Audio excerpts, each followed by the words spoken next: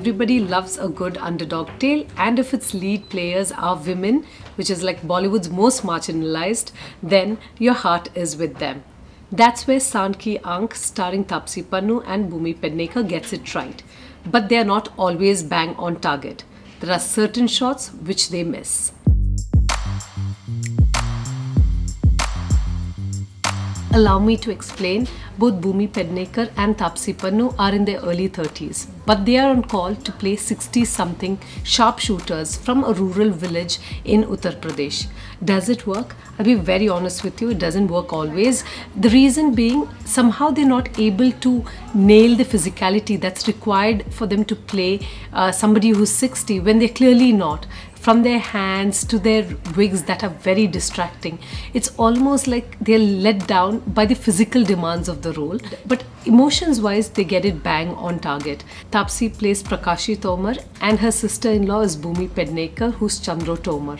They belong to a repressed household where men call the shots. There's Prakash, who plays the village chieftain who believes that women's role are reserved for the kitchen and in the fields, and it's the men who should ultimately decide how they should lead their life. In fact, there's a very good emotionally charged, very touching emotionally charged scene where Taapsee compares her life to that of a livestock, saying that the cattle has a better life than them.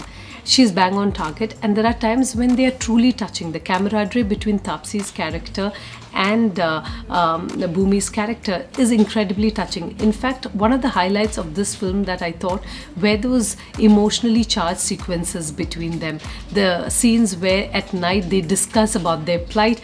In fact, at one point they turn sharpshooters without their domineering husband, toxically male husbands who don't know that their women are great sharpshooters. They go around winning competitions, but in their household all they do is cook and work in the field. So they do it all surreptitiously.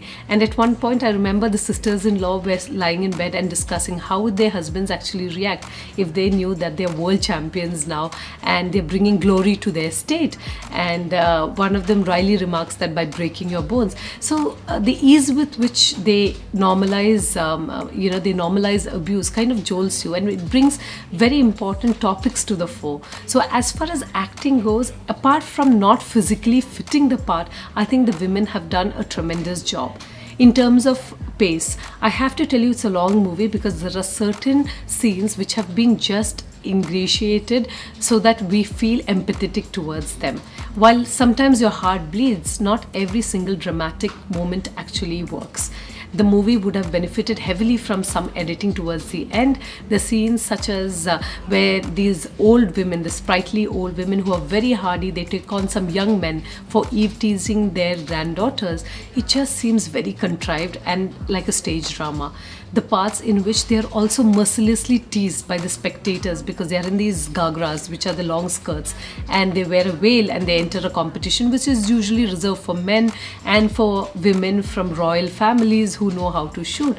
When they see two village women, which it's an actual tale, so when they see two villagers actually try their hand at shooting and at sharp shooting, they are ridiculed at first. All those scenes work at first, but after a point they keep repeating the same point and that gets tedious. While it's great that director Tushar Hiranandani has tried so hard to bring the the subject of gender equality, the gender disparity to the mainstream cinema, it doesn't always work. I'll be very honest with you, there are times when you think that veteran actors like Neena Gupta or let's say a Dimple Kapadia or more talented actors who are in their 70s or 60s would have made this made these two principal characters seem a lot more authentic. I've gone with 3 out of 5. For my full review, go to gulfnews.com/tabloid, and of course on Facebook there's also another review which is a lot briefer. Thank you for watching.